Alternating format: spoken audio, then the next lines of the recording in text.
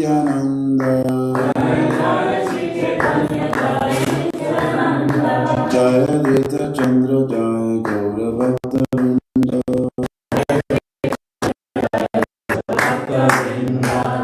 Sri Chaitanya Mahaprabhu ki jai. Sri Chaitanya Charitamrita ki jai.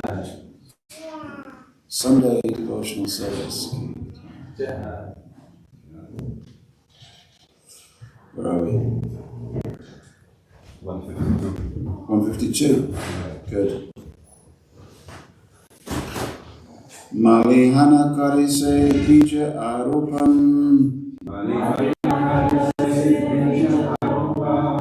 Malihana karise bija aropan. Shravan kirtan jale karaye secham.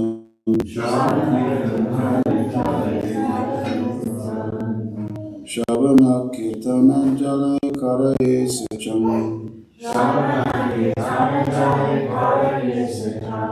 Malihana, becoming a gardener. Kare, does. Say that. Bija, seed of devotional service. Arvan, sowing. Shravan, of hearing. Kirtan, of chanting. Jale, with the water. Kare, does. Secham, sprinkling. Translation. I named my son Mali. Many years later, when he was 24, he said, "Where did you get my name?" I said, "It's in the Chaitanya Charitamrita." He said, "I can't find it." He said, "I have a name, but I don't know where it came from. I'm feeling unauthentic." To be able to say, this is one of the verses which features Mali as gardener. And in another place, Lord Chaitanya Mahaprabhu says, "Eka Mali, I'm the only gardener. I'm the only gardener. I'm sowing the seeds of Lord God." When a person receives the seed of devotional service, he should take care of it by becoming a gardener and sowing the seed in his heart. If he waters the seed gradually, by the process of Shravan and Kirtan, hearing and chanting, the seed will begin to sprout. Purport. To live with this is a good one for living in community. To live with devotees, or to live in a temple, means to associate with the Shravan Kirtan process. Sometimes neophyte devotees think that they can continue the Shravan Kirtan process without worshipping the deity. But the execution of such Shravan Kirtan is meant for highly developed devotees, like Haridas Thakur. You can tell this lady I don't mind about babies. I've had 3 of my own, so I can't hear it. When babies make a sound, I can't hear it. I just inured against it. So Haridas Thakur was part of this process, Hare Krishna Jayaguru, who engaged in the Shravan Kirtan process without worshipping the deity. However, one should not falsely imitate Haridas Thakur and abandon deity worship just to try to engage in Shravan Kirtan. This is not possible for the neophyte devotees. The word Guru Prasad indicates that the spiritual master is very merciful in bestowing the boon of devotional service upon the disciple.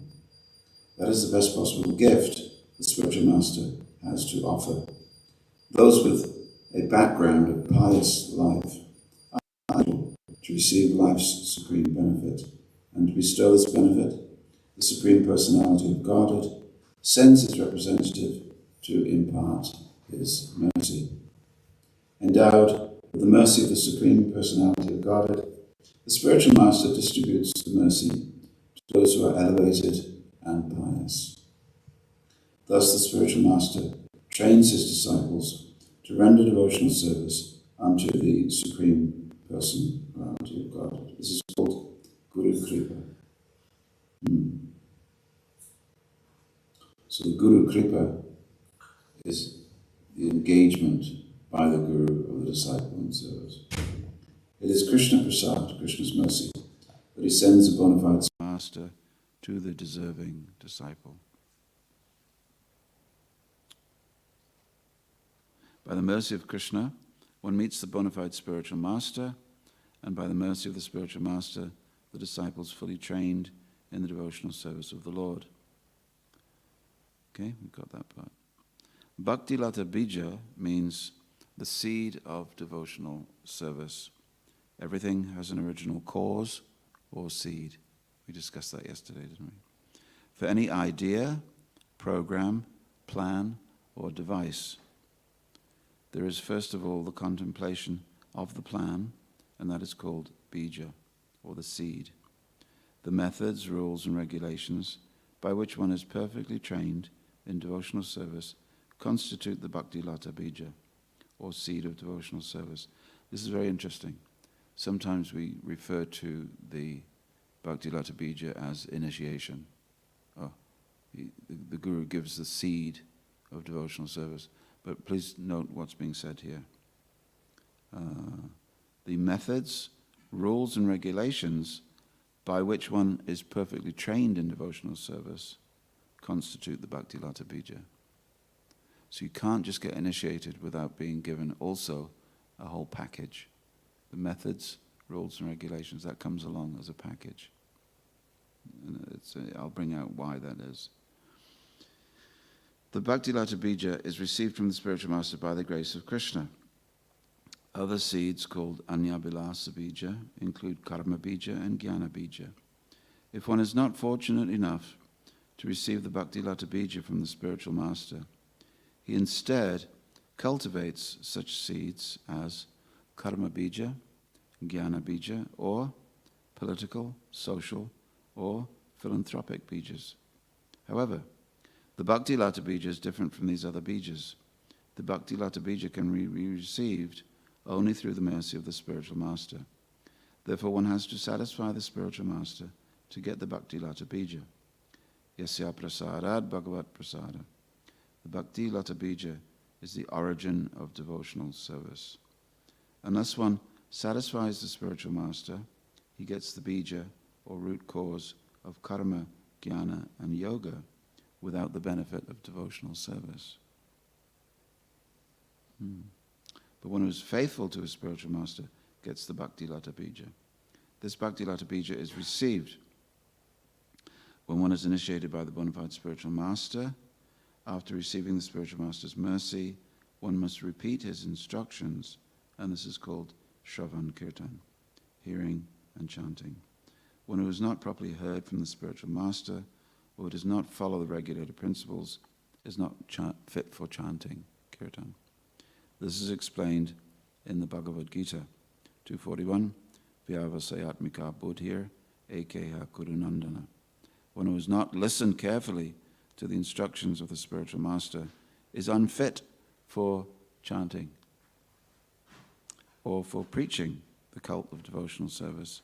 One has to water the Bhakti Lata Bija after receiving instructions from the spiritual master. Very good. Oma Jnana Tamarandasya Gyananjana Shalakaya Chakshuram Militam Jena Tasmai Shri Gurave Namah. So any questions or comments? Let's kick off with a discussion, why not? Before everybody falls asleep on a Sunday morning. Yes, Arokshija Krishna, Prabhuji.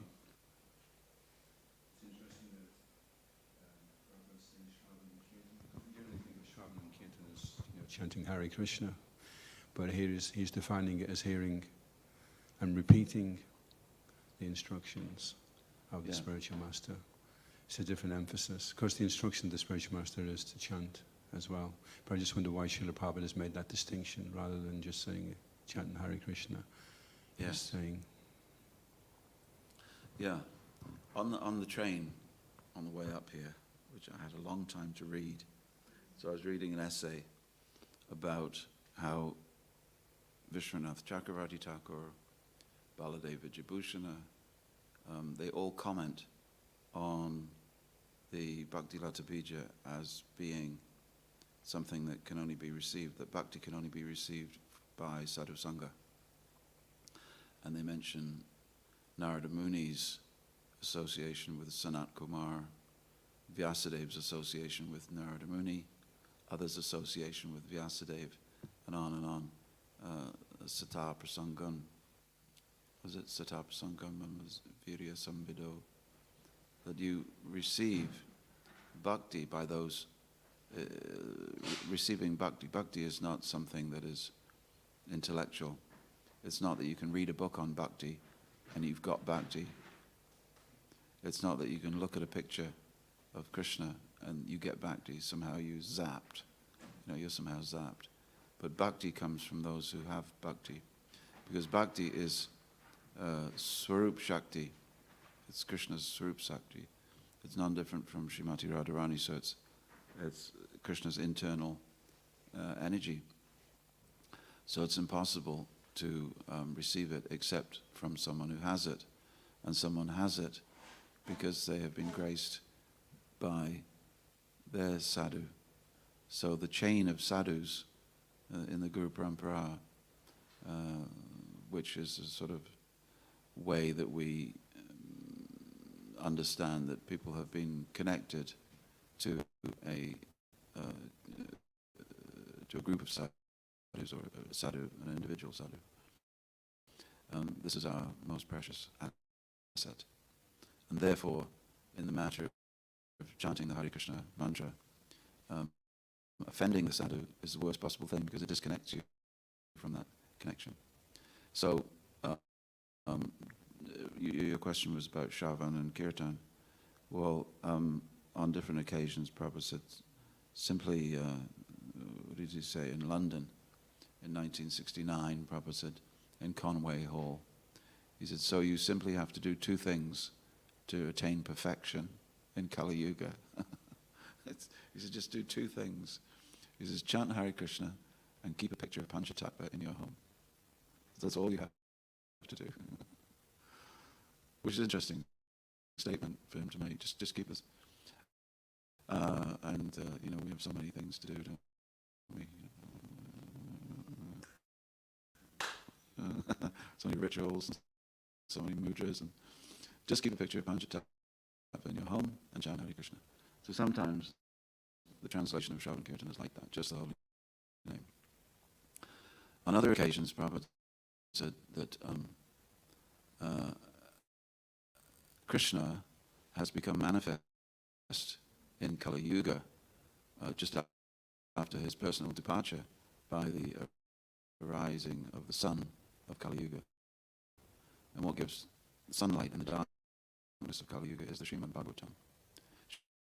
Srimad Bhagavatam is the one literature that is meant for Kali Yuga. Everything of all the other all the other literatures of all the other yugas is present in the Srimad Bhagavatam. And that's why it was Prabhupada's life work, not just to spread the chanting of Hare Krishna, but to spread the study of Srimad Bhagavatam. So this Shravan and Kirtan, when we actually sit together and discuss the actual Srimad Bhagavatam, not, as I did yesterday, stories of devotees. This is also interesting because we like to hear of how devotees come to Krishna consciousness because it's how they got their Guru Kripa. It's how they got their Sadhu Sangha. How they received their Bhakti Lata Bija. And it's a wonderful moment in time, sort of frozen in time. I was there, I was on the street, and I met this person, and all of a sudden, flash, bang, wallop. And I just knew that I had to be part of this. And it's a wonderful thing, and it inspires us.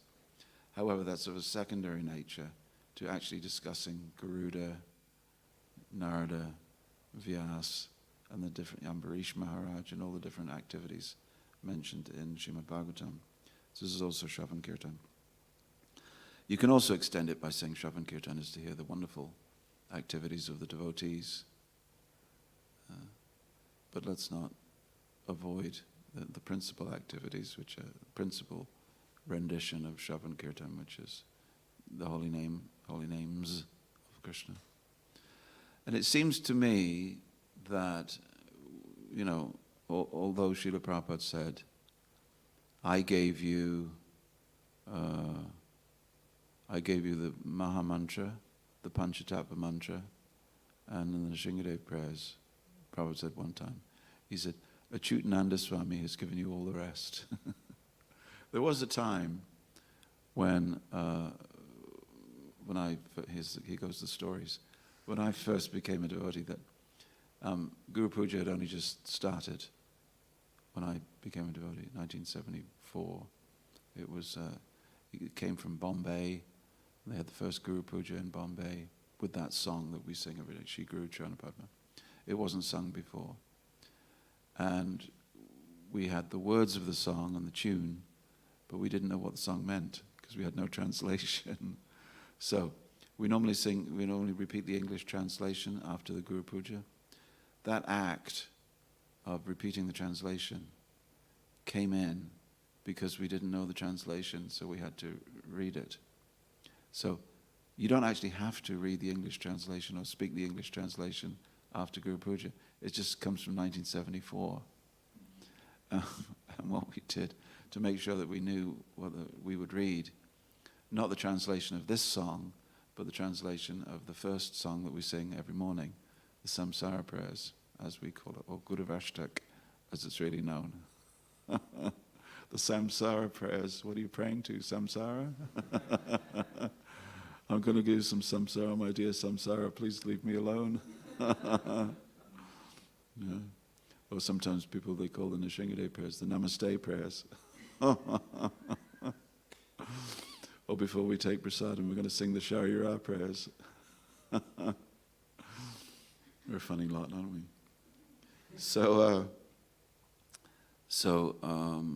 Anyway, this song that we sing to the spiritual master every morning, the Guruvashtika,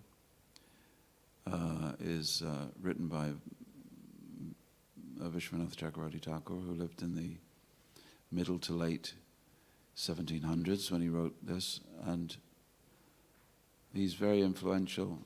Oh, hello, Hare Krishna. He's very influential in our understanding of the Bhakti Lata Bija and everything that we take to be Gaudiya philosophy. If you imagine the spiritual masters to be like a magnifying glass to Shastra, then when we get to Srila Prabhupada is looking back through many lenses on Shastra. So it's like a telescope. Telescope sometimes has up to 10 lenses, and each of those lenses brings the moon closer. So you can look at the moon, you can see all the craters, and you're looking through 10 lenses. So sometimes people say, I want a direct relationship with Krishna. I don't feel the need for a guru. And Prabhupada actually commented on that. He said, yes, Prabhupada didn't use the word paradox very often, but he used the paradox. He said, yes, this is a paradox. He said, I want to see Krishna face to face. This is my goal. But the spiritual master is standing in the way. He said, but because the spiritual master stands in the way, I see Krishna more clearly. He says, how this happens? He said, this is a paradox. See? And then he would say, please try and understand. The more gurus blocking your vision of Krishna, the more lenses you have to see the face of the moon like Krishna Chandra. So either Baladeva Vijayabhushana or Vishwanath Chakravarti Thakur, he says, yes. He says, the relishing of Sri Krishna, he said, is like trying to get the nectar on the inside of a flower. He said, you don't have the instruments to find it. He said, but the honeybee does. The honeybee goes deep inside the flower, extracts only the nectar, and turns it into honey, which Sri Krishna can then relish by the jar. He said, so the bee-like devotees of the Lord, He said they're the ones that give you access to the nectar of the flower.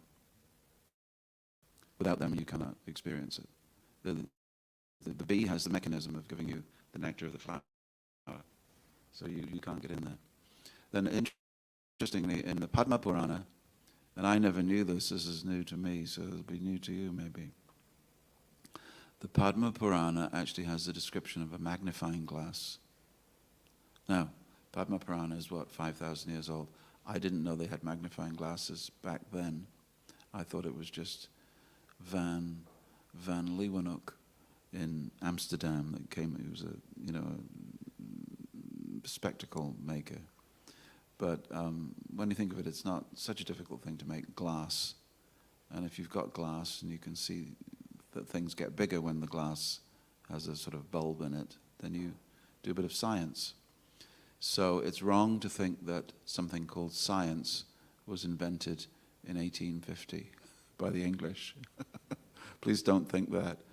Science, or just the business of exploring the material world, whether or not you understand that God created the world, was also there in India. So anyway, Padma Purana says, just like a magnifying glass, he said, the sun is made of fire, but you cannot reach that fire. You're very far away. But with a magnifying glass, you can bring fire all the way from the sun to a pile of leaves. The Padma Purana says that. Very interesting. So in the same way, he said the devotees, the sadhus, are like the magnifying glass. They bring you closer to Krishna. They bring you the warmth of Krishna by their coming in between. So you're the dry leaves that want to catch fire with love of Krishna, but the devotees are like the magnifying glass. So it's very nice examples. So then, what else? Okay, we'll stop. Is that all right? Something else? Please do. You generally... We like you holding the show. I need stimulation. I went to a late night party last night. It was in Glasgow. It was, disco lights and jumping around. I was under the impression, I have been under the impression so far, that deity worship is optional. You can just get Harinam, Diksha. You don't need to take second. But Prabhupada's saying some devotees think they can continue Shravan and Kirtan process without worshipping the deity. And there's like a trend for devotees to open centers, but they don't want to have deities because it's going to be too much to do that. And your Prabhupada's saying, it doesn't seem like it is optional. It seems like it's essential. Yeah. Yes, in this purport it is, yes. For the process, this purport is talking about your personal progress in spiritual life. And it's very clear from this purport that Prabhupada says that deity worship is an anga of your spiritual life. And do not try to imitate Haridas Thakur by not having a deity of Krishna. So then, our understanding in ISKCON is sort of slightly based, almost completely based on the actions of Srila Bhakti Siddhanta Saraswati Thakur. Initiation in, let's say, the olden days was that you would receive what we call second initiation, usually as a package. Well, actually, if you're a Brahmin or a Kshatriya or a Vaishya, lucky you would receive what we call second initiation, i.e. the Gayatri Mantra, which would enable you to do two things. Study the Shastras. If you're a Sudra, tough luck. You couldn't even touch a book. You couldn't even touch the Vedas. To crack open the book of the Vedas, you needed to be initiated, because otherwise it wouldn't make sense to you. Because the Vedas aren't a book, they're a vibration. So to get the Vedas, you have to have a guru. To get a guru, you have to be initiated by the guru. That's the thing. You can't. It's like, I'll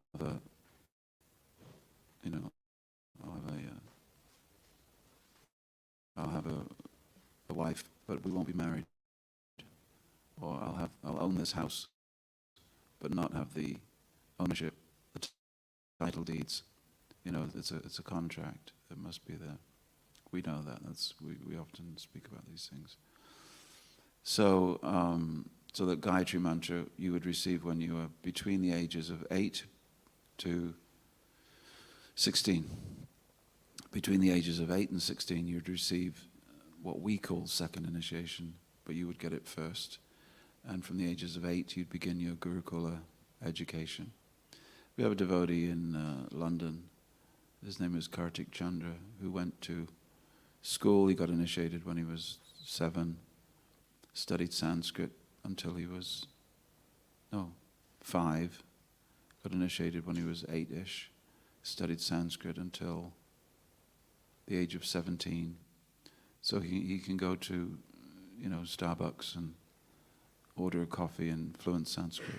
No one would understand him, of course, but there's about 300,000 people now who speak Sanskrit as their mother tongue in India, different pockets, different Brahmins.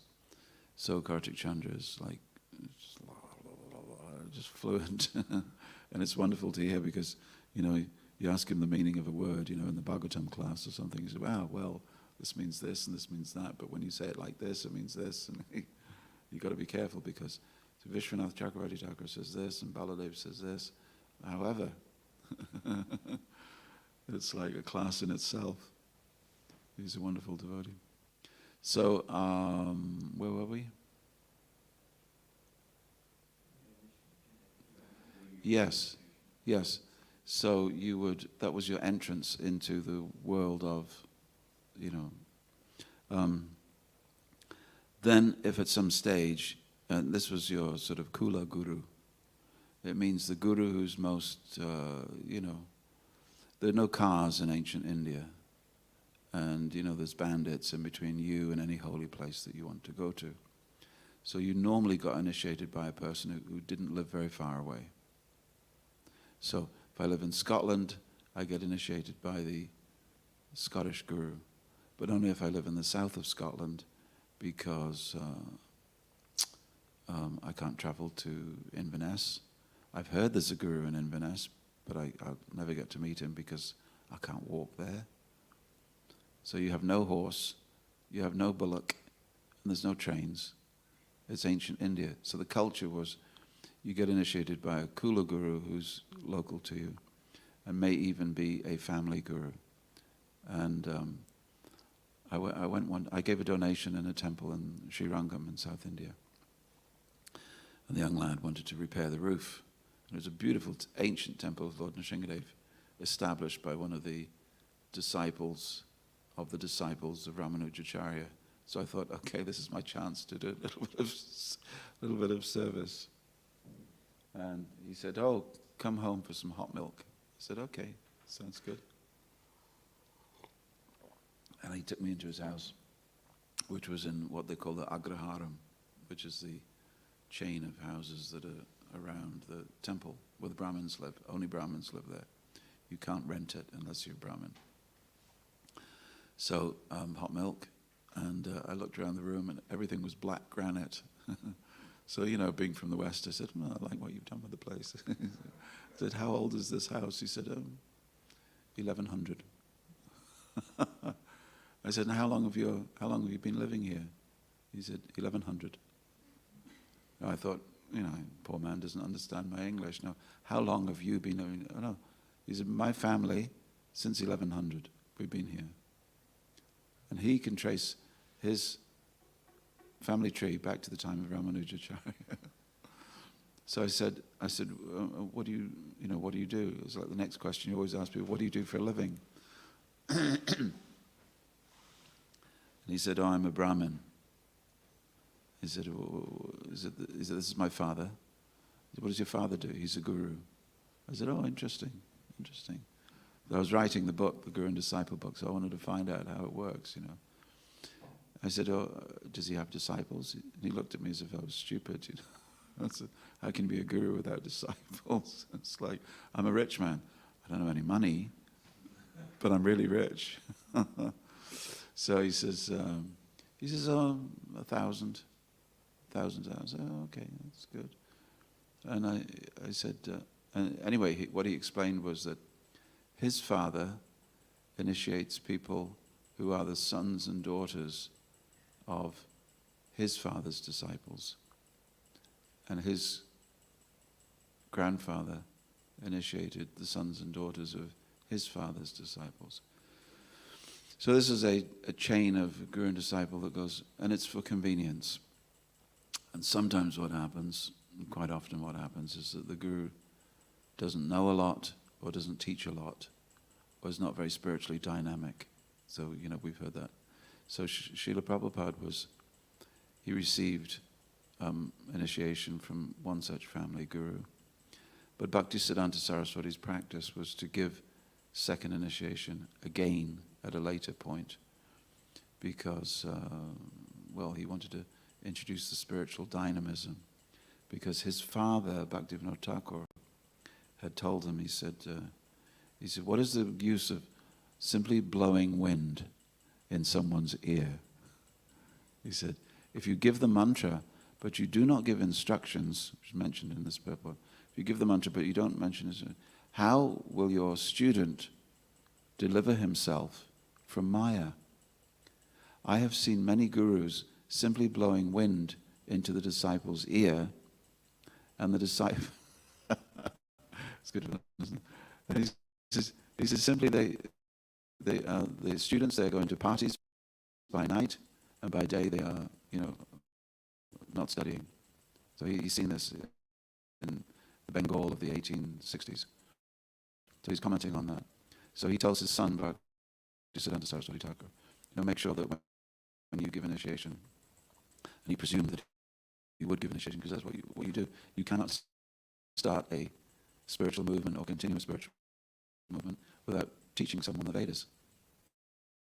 And you can't teach the Vedas unless they're initiated. So the whole principle is there. So that's why when Prabhupada first took... It's too long? It was when Prabhupada first took sannyas, he went on a short tour.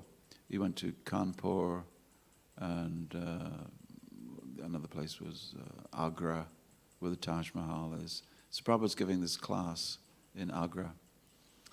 And at the end of the class, a couple of men come forward and said, Swamiji, Prabhupada is a new sannyasi. Was it 1959? Prabhupada took sannyas? Or at the age of 1959. So he comes from and he says, Swamiji, will you initiate me? And Prabhupada says, yes. Immediately, yes. And no permission. No order from Bhaktisiddhanta Saraswati. It's just what you do. You're an artist, you paint. You're a cook, you cook. You're a Vaishnava, you give sadhu sangha. And you give the bhakti lata bija. So then the brahmacharis that were with Prabhupada came to him. They said, oh, sorry, Maharaj. We appreciate your enthusiasm, but only, Bhakti Pragya Keshav Maharaj gives initiation in our mutt. So Prabhupada had been with the Gaudiya mutt for a very long time. So Bhakti Pragya Keshav Maharaj had given him sannyas. So he went to speak to him and he said, Maharaj, he said, you've got me married. You've got me married to Krishna by this sannyas ceremony. Now you don't want me to have any children? In other words, I'm a sannyasi. I didn't become a sannyasi not to have any disciples. And what's the point? What's the point of being a sannyasi and traveling all over the world, spreading Krishna consciousness if you don't make disciples? So Prabhupada was very clear what it means to take sannyas. And unfortunately in Kali Yuga, or just as time progresses in any yuga, things move downwards. It was quite common. Anyway, the idea is your Kula Guru gives you the Gayatri Mantra. And then you may find within yourself the desire to search out a person who is a really highly placed sadhu. And it's not uncommon for people to take initiation a couple of times, with your guru's blessings. Oh yes, he's a wonderful sadhu, you take initiation from him. Ramanujacharya got initiated 5 times, so ISKCON doesn't have any monopoly So where was I? So then, from the Vaishnava guru, it might have been that your guru was, your Kula guru might not have been a, completely Paka Vaishnava, whatever. But you meet the Vaishnava guru, and he gives you a package of mantras.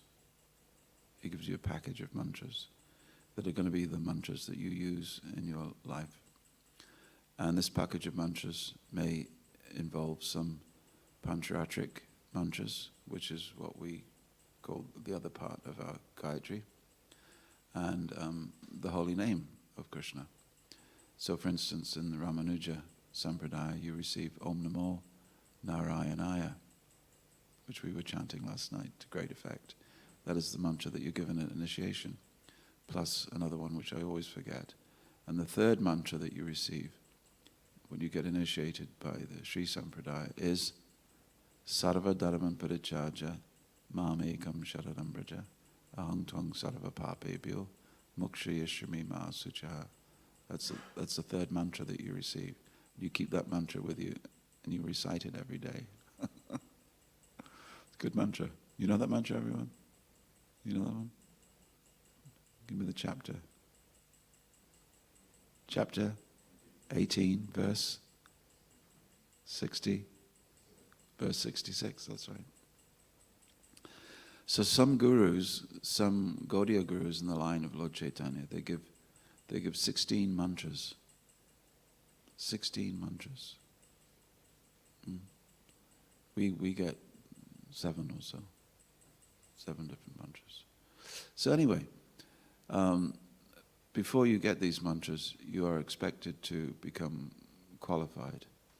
So some gurus will only initiate you, and this is back in the day, they would initiate you after you have chanted 192 rounds every day for 20 years.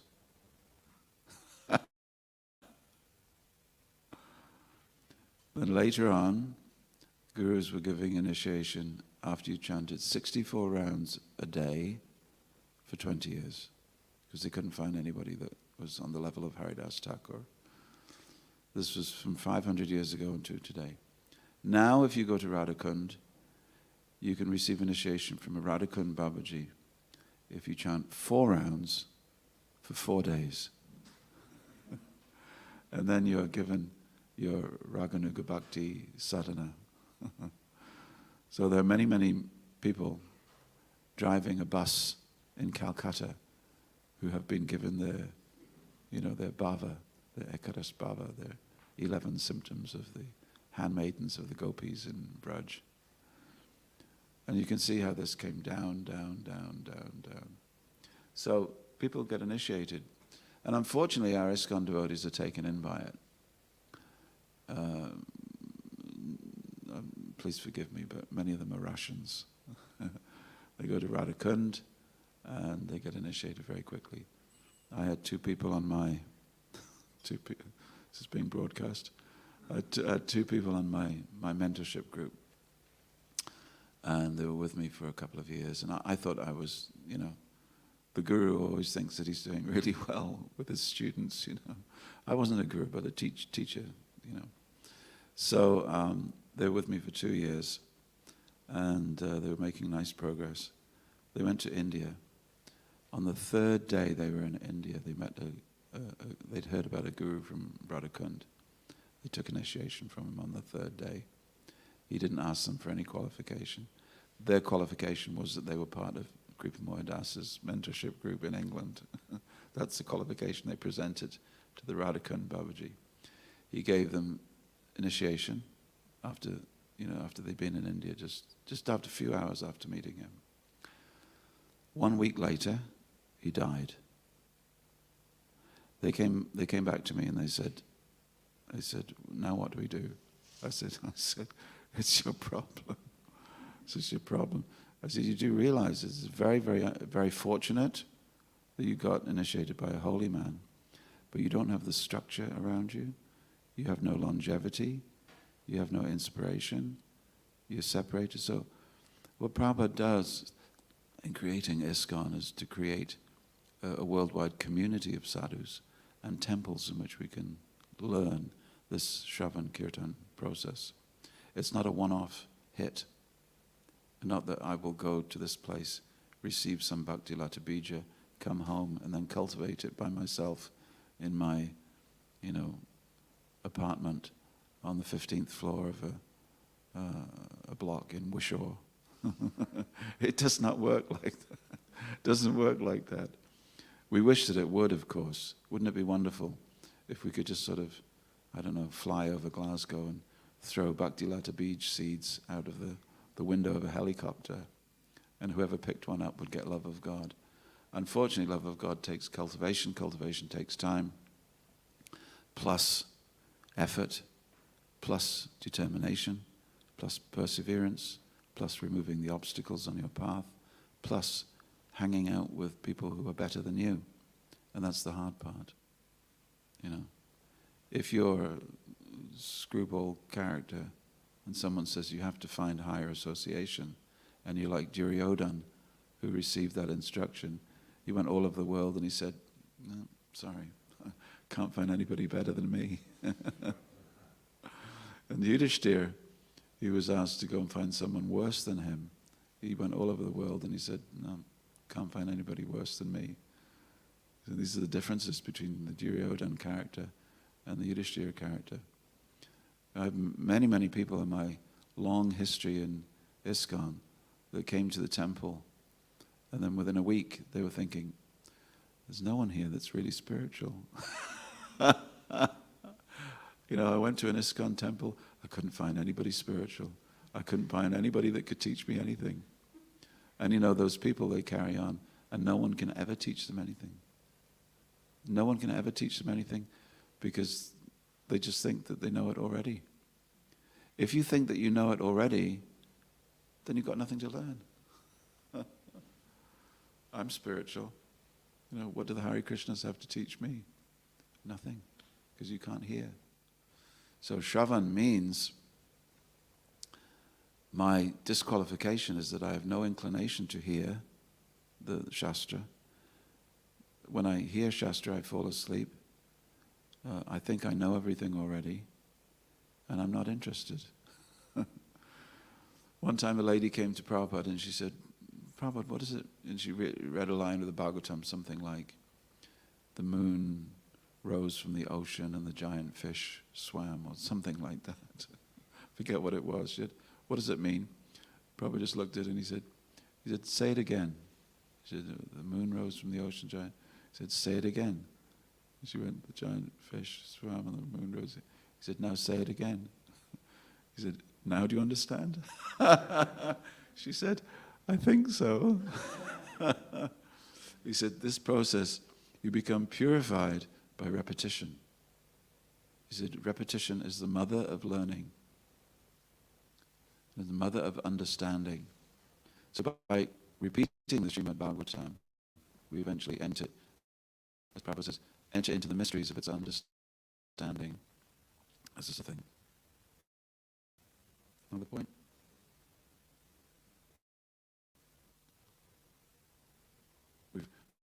We've ranged over the universe, haven't we?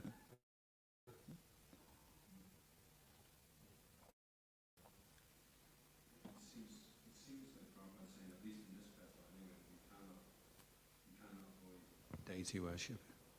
Oh, that was your question, wasn't it? Yeah. I went all over the world. Yeah, deity worship. Well, we notice that when Dhruva Maharaj goes to the forest, Narada Muni gives him the mantra, Om Namo Bhagavate Vasudevaya. So he initiates him with the mantra. And does it also say that Dhruva Maharaj made a form of the Lord made of mud? Is it in that part? Yeah. And so this is very common. This is very common. When we read of the Payovrata procedure by which Aditi was going to conceive Vamana, I had some very happy parents.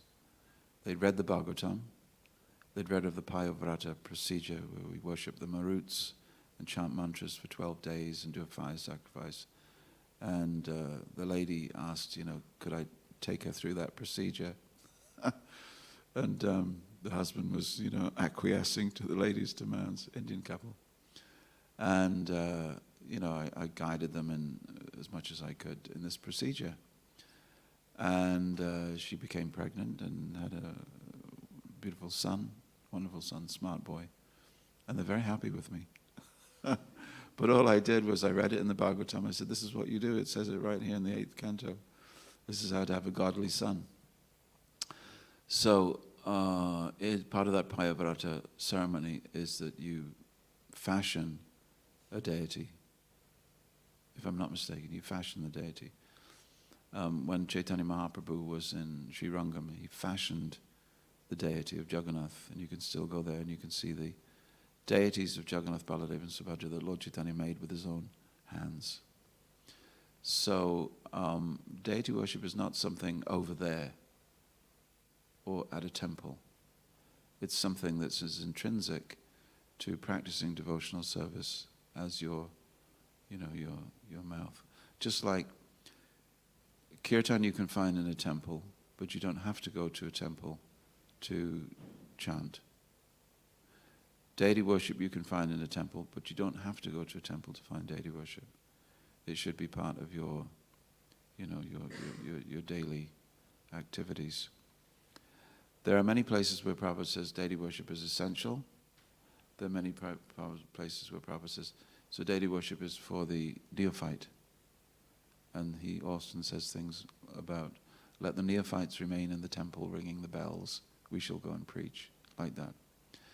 So unfortunately, we have been bludgeoned with those, with one set of statements, and we haven't really been introduced to the other set of statements, much to the chagrin of many temple presidents all over the world who desperately tried to get enough devotees to worship the deities that those devotees said that they wanted installed. And what we really need, and if we're going to preach, what we really need is a set of deities. So the poor temple president, he raises the funds and tries to get devotees initiated by Brahmin initiation, so that they'll and then when it's time to do the deity worship for the deities that they wanted installed, they say no, we have to preach. We have to go and preach. And they go and preach and win a marathon, and then they're gone. And we wonder why, because they never did deity worship. Deity worship means everything else that you do in order to serve the Lord. It shouldn't be too complicated. It can begin right where you begin. When I go when I used to go to Govardhan during Kartik, and Govardhan Puja, you see the ladies, they're taking mud, taking just cow dung and mud off the street, basically. And they're making, not off the street, but they're making cow dung. They're making a cow dung Krishna. So the cow dung dries out, and you have this brown, slightly mucky Krishna. But he's crude, and he's fashioned by someone whose first job is not art. They're not art teachers, but it looks vaguely like Krishna and is like this. But the devotion which manifests when you are offering flowers and prayers to a deity that you yourself have constructed is a wonderful part of devotional service that shouldn't be missed out. And so how to do that. And yet, when we set up a public temple or a community temple, then we talk about the necessity of 6 Brahmins. You can't install deities without a minimum of 6 Brahmins. And these are the standards within each of Prabhupada's temples. However, in your home, you may also have a deity. And Prabhupada talks about that. However, Prabhupada says if you live within 8 miles of a temple, then you don't worship the deity at home, you come to the temple and worship. He said otherwise, the householders will simply, in the evening, cinema. And in the morning, sleep. Unless you do deity worship, you won't be regulated. So he was very keen that he installed a set of deities, installed a set of Radha Krishna deities in the home of a particular family in London that was 8 miles away from the temple. So within 8 miles is considered, easy enough to travel. It's sort of the deity's purview. The deities, everything belongs to Krishna. But within 8 miles of Karuna Bhavan, it all belongs to Kodanitai Marposhashi. That's the idea. So that means that everybody who lives within that 8-mile perimeter should really bring all their milk and offerings and flowers and fruits to the temple. And if they're able to do that, then they take part in deity worship. Now, here's the interesting thing. When I was living in Africa, we had mostly a Gujarati community, and it was there that I got to see what it means to have a community temple, because us brahmacharis were there in the temple, and the temple president was a householder, and it was ISKCON. And ISKCON sort of ended at the fence of the property. That's where it ends, folks. This is pure, everything outside is impure. But then we were surrounded by thousands of people, and Diwali came. And Diwali means the Annakut festival. It means the mountain of food offered to Krishna. So then, this is my local temple, or one of my local temples, so I make sweets, and I make paratha, and I make all different kinds of things, different sabjis, and I take them to the temple. And our temple was the size of this room, with deities here. And at the end of the Annakut festival, so many people had come and brought homemade offerings that the entire floor from here, just imagine, from the handi box all the way back to those windows, the entire floor on either side was covered in food preparations. And we had a great time the day after. But the point was, it wasn't that we said, excuse me, are you initiated? Are you, Mrs. Patel, are you initiated? Is your husband, anybody initiated? Do you have a cat? I hope you weren't listening to Karmi music while you were cooking this.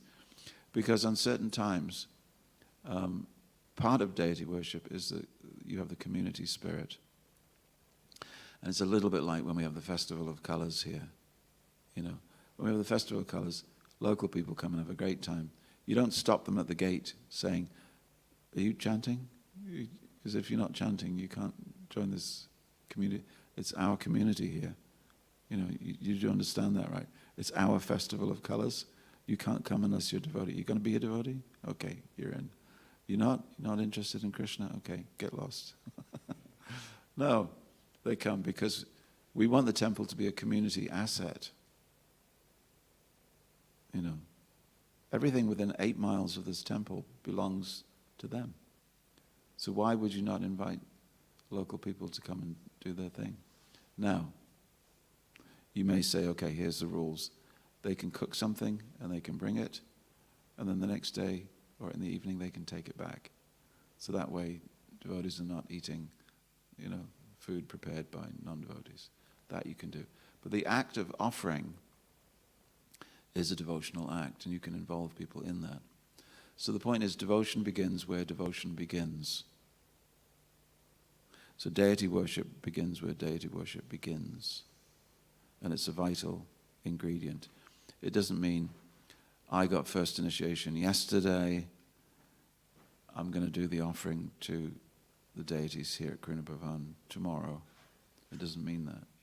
We have qualifications, so there's a ladder of qualifications. Usually the ladder of qualifications is getting quite high these days.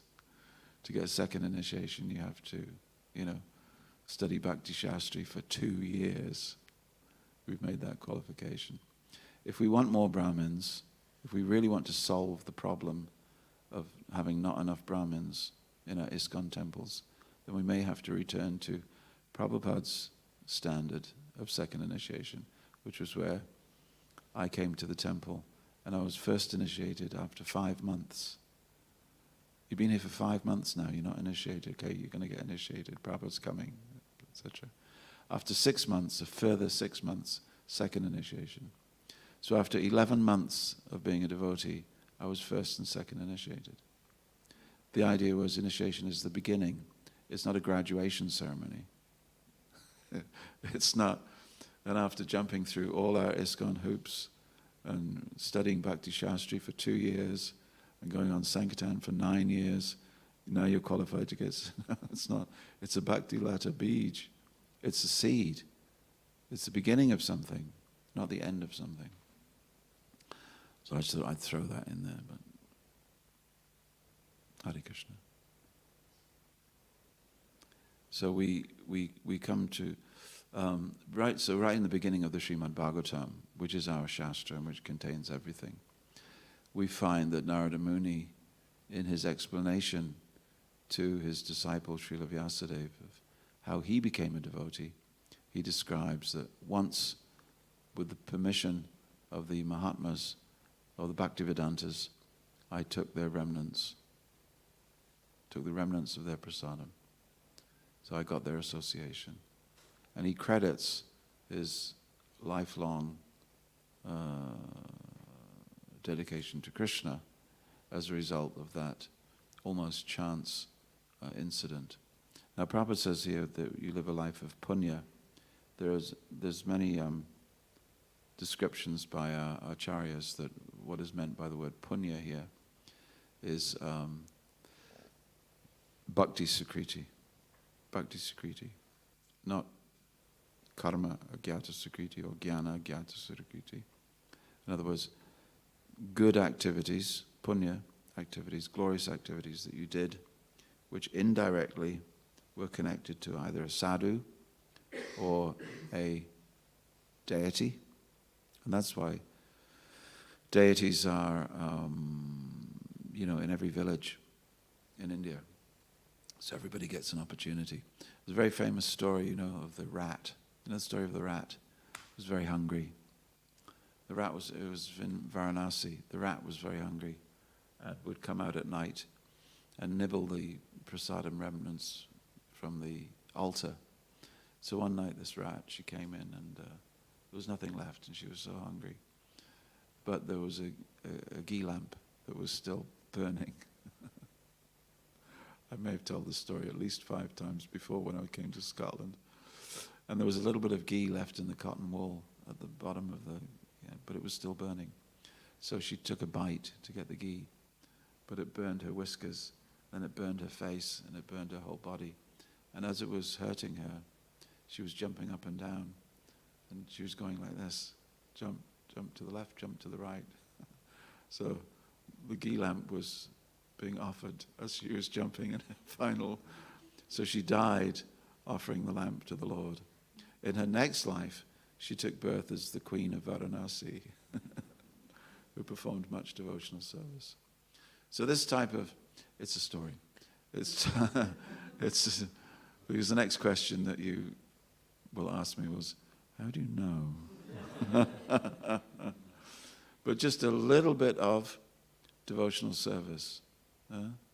What does Krishna say? Nahapi krama nashosti prativaya navidite swalpam api yasya dharmasya.